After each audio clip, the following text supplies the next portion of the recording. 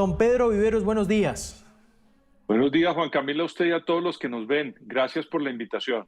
¿Ya hizo el gasto? Estoy en eso, ahorita me tienen aquí. Usted sabe que yo estoy Es lo casado hace mejor. 3 décadas. Entonces me tienen aquí con Hágale caso. unos perfumes que hay que comprar, Haga aprovechando caso. eso del... Y yo hago caso porque, ¿qué? 30 años, imagínese, doctor Juan Camilo. No, lo mejor es, don Pedro, ya en serio, y es el tema comprar hoy, porque a ¿Sí? partir de hoy se acaba el Black Friday y los locales comerciales suben todo a full precio. Esto para nadie Sí, es un señor. secreto. Y pues comprar los regalitos creo que puede salir más económico hoy Y durante... sabe, Sí, en internet hay unas especiales en todas esas plataformas de venta de productos, buenísima. Ahí compramos varias cosas anoche, me tienen desde anoche en eso. le tienen desde anoche rayando esa tarjeta. Bueno, Sí, señor. 9:09 minutos de la mañana. Vamos a temas políticos.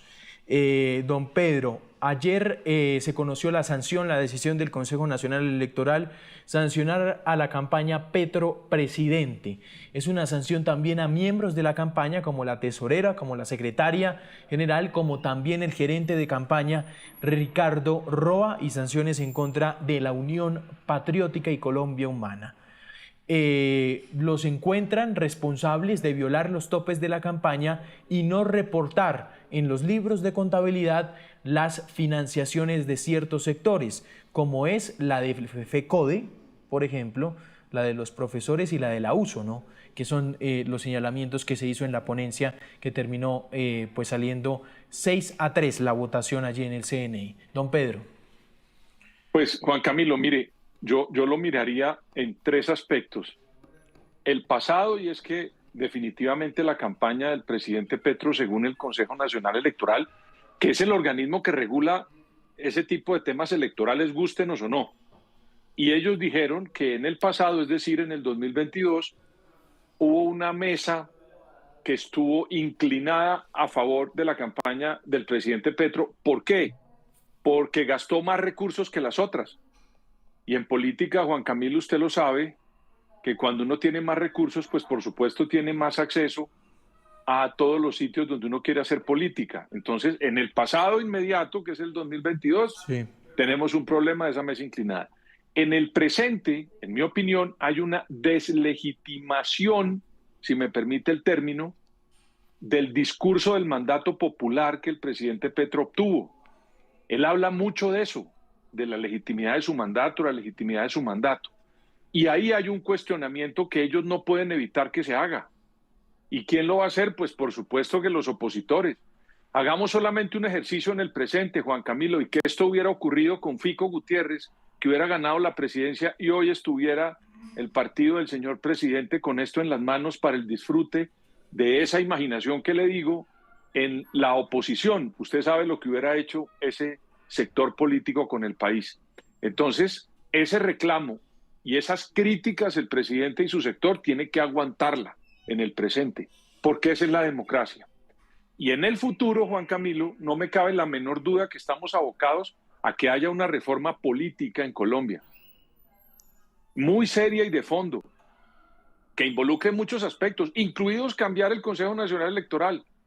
Mire lo que le estoy diciendo, si está rigiendo hoy, que es el que hay que cumplir, pero ese Consejo Nacional Electoral a futuro tiene que cambiar, ojalá se transforme en un tribunal electoral con togados que tengan definiciones más jurídicas que políticas, pero como hoy tenemos pues este hay que respetar y la decisión se tomó. Y hay otra serie de aspectos en esa reforma política, Juan Camilo.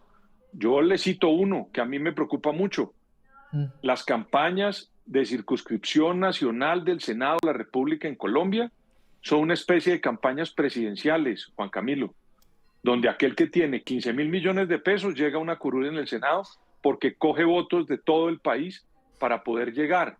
Y hay muchos departamentos que no tienen representación en el Congreso y otros que acumulan muchos congresistas. Entonces me parece que ahí no hay un gran equilibrio ni eficacia en lo que tiene que ver con el Congreso de la República. Pero hay más elementos de esa reforma Sí. política. Pero créame, Juan Camilo, que yo lo dividiría en esos tres aspectos, el pasado, el presente y el futuro de lo que ocurrió con ese fallo. Escuchemos a uno de los magistrados del CNE y le toco a don Pedro para que profundice mucho más, que sí nos interesa el tema de la reforma política, que ahí es donde viene una gran crítica a este Consejo Nacional Electoral. Vamos con Prada. En este marco, el Consejo Nacional Electoral ha cumplido su misión constitucional: investigar y sancionar las irregularidades en la financiación de campañas. Nuestro deber es aplicar las normas electorales con rigor y transparencia. Tras un proceso de casi 3 años, en el despacho del magistrado Benjamín Ortiz y en el que yo presido, agotaron todas las etapas procesales y garantizaron plenamente los derechos de defensa y contradicción. La Sala Plena determinó que la campaña presidencial del Pacto Histórico del año 2022 vulneró el régimen de financiación electoral, superó los topes legales y recibió aportes de fuentes prohibidas. Ahí estaba entonces el magistrado Prada. En la pregunta directa, y se la voy a hacer, don Pedro, ¿es aceptable que este tipo de magistrados que tienen una característica política tomen este tipo de decisiones administrativas? Es decir, ¿usted lo ve en un campo ideal? Bueno, ya está planteando usted que es necesaria una reforma política. Juan Camilo, yo insisto, hay muchas críticas a ese Consejo Nacional Electoral, muchas. Unas ciertas, otras no tanto. Que hay que transformarlo, sí, hay que transformarlo y hay que convertirlo en un tribunal electoral. Juan Camilo, no este consejo que es político. Y se concibió así, Juan Camilo, en la Constitución del 91 para salir de una gran crisis que había y era la tenaza de 2 partidos que eran los partidos mayoritarios. A veces a la gente se le olvida para dónde vamos porque no tienen en cuenta de dónde venimos. Y esa Constitución del 91, entre otras cosas, hecha por sectores muy cercanos al señor presidente Gustavo Petro, que fue el M-19 que sacó una gran, importante mayoría de constituyentes, pues lo que hizo fue ampliar ese Consejo Nacional Electoral para que hubiera más representación y no solamente tomaran las decisiones los partidos tradicionales en Colombia. Con el tiempo, como todo ocurre, pues hay unos cambios que hay que dar. Esos cambios, yo insisto, debería abocarlos el Congreso de la República, que debe comenzar a legislar el año 2026. Pero hoy, Juan Camilo, lo que tenemos como vigencia en nuestro Estado de Derecho para generar estabilidad en la sociedad nuestra, así no nos guste, es el Consejo Nacional Electoral y tiene todas las facultades para tomar esas determinaciones que tomó el día de ayer, incluida la de no tener al presidente de la República dentro de ese fallo, porque es que aquí la gente termina mirando un lado y no la otra, porque el presidente de la República, usted lo sabe muy bien, tiene un juez que no es el Consejo Nacional Electoral. Así es, don Pedro, ese es un punto también pues destacable en esta decisión del Consejo Nacional Electoral. La UP ha dicho van a impugnar el tema, pero también están evaluando allanarse a los cargos. Ojo, esa es una si no se meten en el lío de la fusión, correcto. Y por un problema por tiempos. Es que acuérdese que el 8 de diciembre se vence el plazo para inscribir las candidaturas al Congreso. Y si se ponen en esa pelea jurídica, de pronto se quedan sin inscribir candidatos, Juan Camilo. Exactamente. Y ahí es donde va el Gabriel Becerra también, que están evaluando las 2 opciones para ver qué hace. Muy bien, vamos a pasar a más temas. La Procuraduría ha tomado una decisión en las últimas horas. Es la suspensión provisional a raíz del informe de Noticias Caracol de la unidad investigativa, suspender provisionalmente al general Huertas y al señor Wilmar Mejía, director de inteligencia. Señor Wilmar Mejía, que aquí habló, entregó unas explicaciones. Don Pedro, creo que es de las entrevistas más largas que he hecho hasta ahora en mi corta carrera periodística, 1 hora y 20 minutos. El señor Mejía dando explicaciones que aún le quedan muchas preguntas de los testimonios que dio sobre su relación con Huertas, sobre sus menciones aquí en las disidencias de Calarcá. Dice el procurador que todo esto es en pro de que no influyan en el tema de las investigaciones que se harán aquí en el futuro, don Pedro. Mire, Juan Camilo, como yo tengo que repetirlo, a veces me vuelvo cansón con la edad que tengo.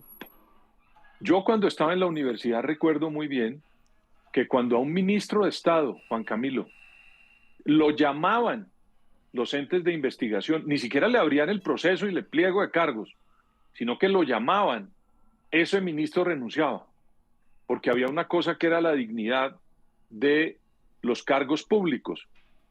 Y usted cuando mira la historia de Colombia comienza a revisar y una gran cantidad de ministros que tenían, repito, una llamada a una indagatoria, ni siquiera le habían abierto pliego de cargos, renunciaban.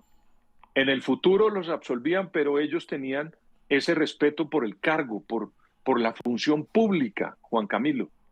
Eso aquí en Colombia ya no sirve, ya la gente, usted ha visto, ponen tutelas, se aferran al cargo, le cambian los perfiles. Mire usted lo que está ocurriendo con la carrera diplomática, que no tienen en cuenta el conocimiento de las personas, sino que cualquier colombiano puede ocupar esos cargos. Eso no es así. Y en este caso que usted me está citando de la Procuraduría, me parece que hace muy bien el procurador, ya que las personas no renuncian, ya que las personas se aferran al cargo, pues por lo menos que un ente de investigación disciplinaria, como es la Procuraduría, pueda decirle a los señores que los retira del cargo. Es que es lo mínimo, Juan Camilo, frente a semejante escándalo en el que estamos metidos los colombianos. A veces yo creo que el sector del gobierno cree que ese problema de la filtración de las disidencias al Estado es un problema solo de ellos. No, es que eso nos mete a todos en un problema muy grande para tener que resolverlo a futuro y que eso no se vuelva a presentar. Entonces me parece que está muy bien que la Procuraduría lo retire para hacer la investigación, pero ojalá que los colombianos, en una nueva versión del liderazgo que haya en Colombia, tengan en cuenta que cuando uno tiene un problema de esos, Juan Camilo, tiene que irse. El doctor Roa, que ayer me decía un periodista está involucrado en ese fallo del Consejo Nacional Electoral, se aferra a un cargo y no se da cuenta que se está llevando de calle es una compañía. Mire usted. Y semejante compañía, ¿no? Sí. Y la compañía más importante, que ya no está, imagínense, era la más importante, ahora está como en el 10º puesto. Y el señor sigue aferrándose al cargo. Esas son las cosas que yo voy a dejarle planteado en la respuesta. Está bien que la Procuraduría lo haga, pero tiene que ser el funcionario que por dignidad y por respeto a la institución, cuando tiene un lío como el que tiene que presentar una renuncia e irse, Juan Camilo. Sí, me parece un buen punto. Correcto. Don Pedro, y se lo preguntábamos a Wilmar Mejía, si iba a renunciar y él dice que no, aunque vio, por ejemplo, que lo del Consejo Superior de la Universidad de Antioquia era insostenible y en la entrevista termina aceptando que tiene que irse. Él tiene que renunciar, dice, es un compromiso que acabo de adquirir en esta entrevista. Y al final lo que usted dice tiene que venir del funcionario. Mire, Juan Camilo, a mí... Déjeme terminar con esto, don Pedro. Sí, señor. De eso de la Universidad de Antioquia. ¿Qué pasaría si en el gobierno de un Uribe, con pleno DAS funcionando, un agente de inteligencia del DAS está metido en un Consejo Superior Universitario de una universidad pública? No. Es que le quería decir, yo estuve en un Consejo Superior de una universidad pública, Juan Camilo. Y le voy a contar algo personal, que no debería hacerlo, pero se lo cuento. Yo llevaba menos de un año y tuve una calamidad doméstica por una enfermedad de un ser querido mío. Sí. Y yo no podía ir a los consejos. Entonces, ¿qué hice, Juan Camilo? Pues renunciar. Usted no puede ir, ¿verdad? Podía perfectamente inventarme un cuento y presentar unas excusas y tal. No, yo no podía ir por un problema que tengo con un familiar. Entonces uno renuncia, es que eso también es una opción y ya, se acabó. Aquí, claro, le repito, este señor que comparado con mi caso, que fue una cosa personal, imagínese este señor en el lío en el que está y él no quiere renunciar. No, es que hay, repito, una serie de comportamientos éticos en el ejercicio de un cargo público de todos nosotros. Eso no pasó en una empresa privada, Juan Camilo, pasó en el ejercicio de un funcionario público. Tienen que entender que el verbo renunciar existe y tienen que hacerlo para que las instituciones prevalezcan, Juan Camilo. Exactamente, 9:23. Eso sobre el tema de... escuchemos al procurador. Vamos a escuchar al procurador. La suspensión tiene por objeto evitar que la persona involucrada interfiera en el desarrollo del proceso o que estando en el cargo vuelva a incurrir en la misma conducta que se está investigando o use su poder para favorecerse. Bueno, ahí estaba entonces el procurador. Ya para cerrar este tema, me gustaría escuchar su reflexión, don Pedro, dejando afuera la Procuraduría. No estoy hablando exactamente de la Procuraduría, estoy hablando de la DIJÍN, de la Fiscalía, los entes de investigación. Porque todo escándalo grande en nuestro país no se conoce por los entes de investigación, se conoce por la prensa. Eso es algo que me sigue aterrando. Pero y sobre todo con el tiempo que llevaba este caso allá metido y nadie lo tenía en serio. Y las disculpas que dicen, que esa es otra cosa. Acuérdese que usted no solamente falla por culpabilidad, sino también por negligencia. Entonces, si usted no está monitoreando de manera permanente lo que ocurre en las entidades con estos casos, usted después no puede decir que no se dio cuenta, porque eso es negligencia, Juan Camilo. Y aquí hay negligencia. Y eso también, según lo determinan las personas, pueden encontrar delitos incluso públicos. ¿Por qué? Porque ser negligente quiere decir que no observaron en el momento oportuno que podían existir unos delitos. Y eso se quedó ahí engavetado, nadie dijo nada. Y hasta el día de hoy, si no es por Ricardo Calderón y Noticias Caracol y la unidad investigativa, no se hubieran dado cuenta. Pero vuelvo y repito, de pronto puede sonar alarmista, de semejante escándalo. Es que yo creo que es el escándalo. Nosotros cada rato que hablamos decimos, este es el mayor escándalo. No, este sí ya, de verdad creo que para que lo superen, quién sabe qué tienen que hacer. Porque esto involucra todas las aristas, Juan Camilo, de un escándalo de marca mayor, por la sensibilidad de lo que involucra, por el momento en el que se dio y por los agentes que están involucrados en ese escándalo. Es la seguridad nacional la que está en juego, correcto, don Pedro, 9:25. Ya para cerrar, hay una noticia pues, que nos tiene muy dolidos, de verdad, muy impactados. Otra vez el Cauca, en esta ocasión fue en plena capital, mataron a plena luz del día a un coronel del Ejército Nacional. Y aquí hay varias cosas increíbles que estamos viendo en las imágenes, los momentos en que atendían al coronel que terminó muriendo en el hospital. Don Pedro, ¿usted puede creer un coronel andando en un carro así por pleno departamento del Cauca, solo, sin escoltas?